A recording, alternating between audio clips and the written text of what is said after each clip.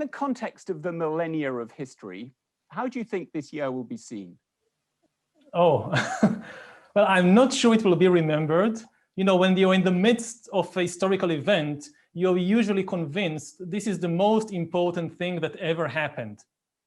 But then after a few decades, not just a few millennia, after a few decades, people hardly remember it. And we've seen it with previous epidemics. Epidemics in general tend to leave a much smaller imprint on history than people assume.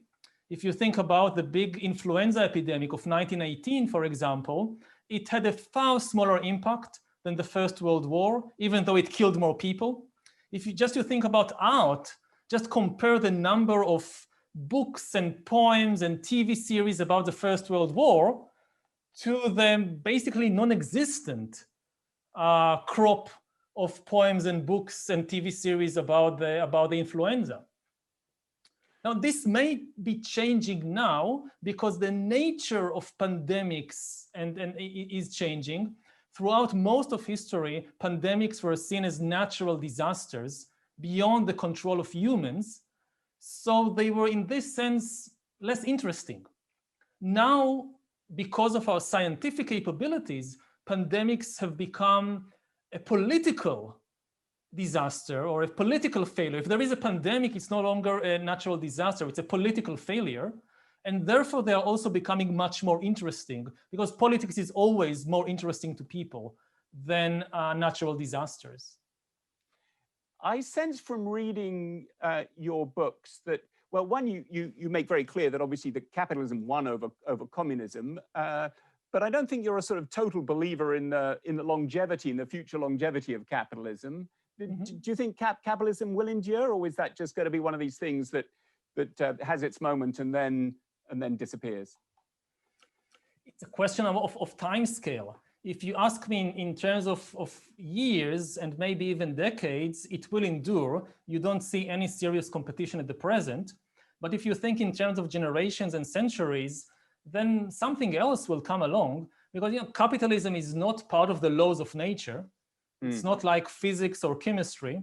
It's really just a story that people came up with about how the world works and how the world should work.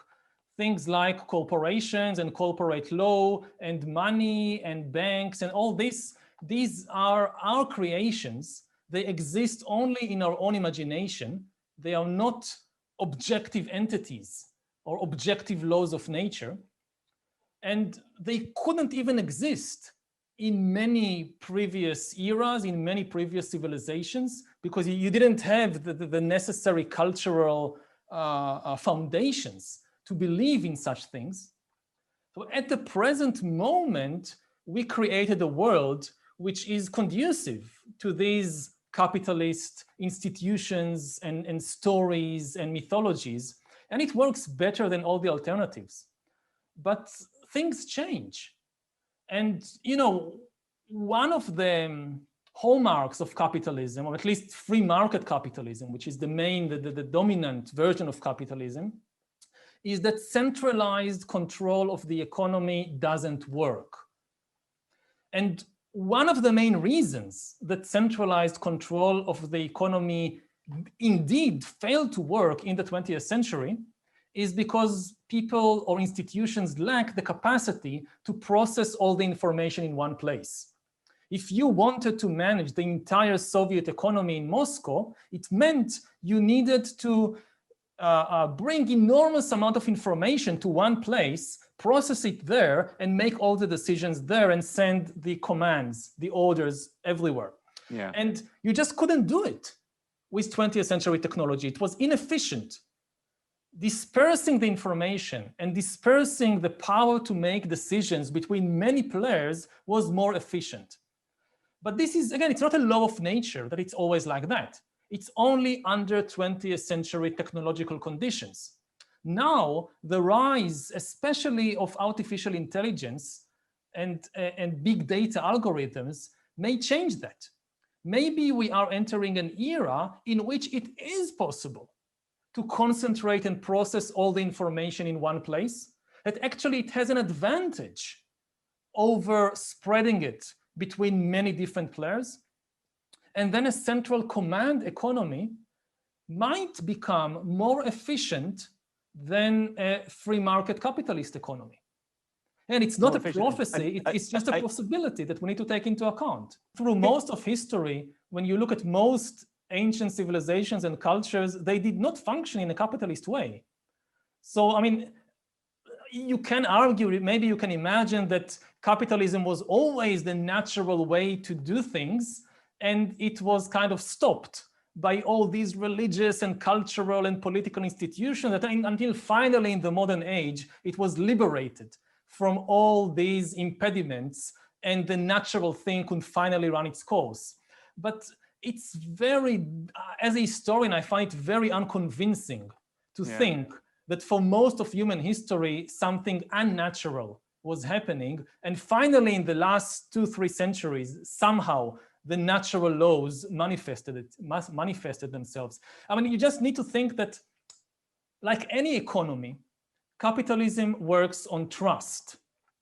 And what makes capitalism really unique and successful is its ability to generate enormous trust between complete strangers. Without trust, there are no markets. Without trust, there is no credit, there is no money. Money is actually just trust. If you ask what money is, I mean, money can be anything. It can be paper, it can be gold, it can be electronic bits on your computer. If we have a contract and I break the contract and you take me to court, it's a free market, so I pay the judge to rule in my favor. In such a system, of course, capitalism collapses. It needs at least something that doesn't work on free market principle, that the judge won't rule in favor of the person that pays the highest bribe. We can have surveillance. We need surveillance to fight epidemics. We need big data and algorithms and AI to have better healthcare. But how can we have them and still protect our privacy and our democratic values? And there are ways to do it. One principle is that whenever you collect data on people, the data is used to help the people and not to control or manipulate them or to benefit third parties. I mean, it sounds simple, but in many cases today it's not done. The data collected is used for the benefit of somebody else. The second principle is that whenever you increase surveillance from top to bottom, you must balance it by increasing surveillance from bottom upwards. But okay, the government needs to monitor me more to prevent epidemics, that's fine, on condition that simultaneously new systems are created to monitor what the government is doing. Like in this crisis, governments are spending enormous amounts of money. Like we just heard about the $1.7 trillion package passed in the US. So we need better systems that make it very easy for citizens, for individuals to see who is getting the money, who is making the decisions. And this creates a balance. So, okay, they know more about me, I know more about them. And the third principle is that never to allow too much data to be concentrated in just one place, whether it's a government or a corporation, because this is really the high road to totalitarianism. We are now at a point in history that if you have enough data and computing power, you can basically hack human beings and know them better than they know themselves. So to prevent this, we need to prevent the over-concentration of data. And again, it doesn't matter if it's concentrated in the hands of a government or of a corporation. Both are equally dangerous. You say, way back in the day, as it were, humans had no more impact on the environment than gorillas, fireflies, and jellyfish. That, of course, is not the case today. We have colossal impact on the planet.